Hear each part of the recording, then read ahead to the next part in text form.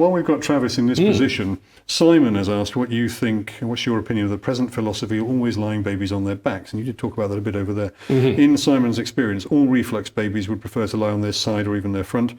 I advise a pragmatic approach. What about you? Yes, absolutely. So here's where we have to look at safety and efficacy, because again, being on your stomach is a much more functional position. It's in terms of reflux, it is an easier position to be in, and they are going to want to be in that position. The problem and the thing that we face is that SIDS, sudden infant death syndrome, has been brought down massively by having children onto their back. So we kind of have to play this game. Now, this is the other thing about the sort of the Western world.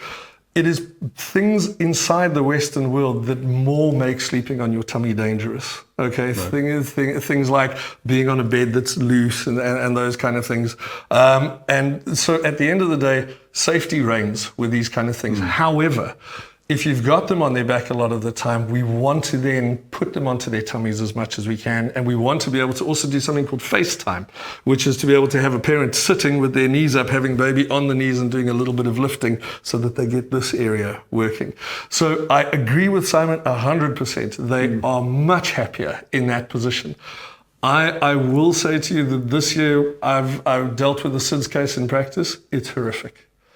So, at the end of the day, that is what's deemed safe.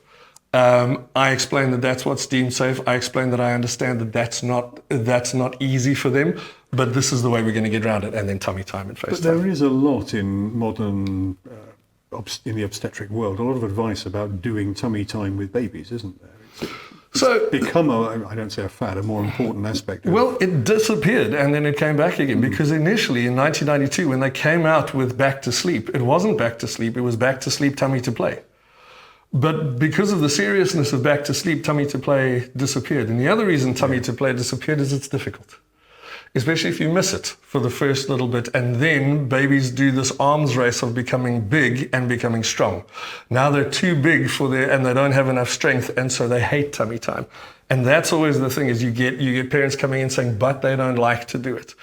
It's not for us to go, but you've got to continue to do it. It's us to think outside the box and go, well, how can I rehab this? How can I make it slightly better? So if you have a child that doesn't want to go into tummy time, one of the best things to do is to get them to sit on mom's lap, get those elbows right in like this and drop them down forwards. Because one of the most important things of tummy time is it's not the neck, it's the shoulder girdle. That's what's got to get strong. Doing them in this position, and then also having them in this position, so doing tummy time but on an incline, means that a lot more of the weight is distributed down and it's easier to get this to work. So what age is that appropriate? I mean, people worry a lot about the strength of the neck in a newborn baby, although I know obstetricians will say, hang on, we yank them out with forceps and bomb tooth, their necks are pretty damn strong. So a really good friend of mine that works in the neonatal ICU talks about the preemies do an hour a day of tummy time. If they can do an hour a day, these big guys can do an hour a day as well.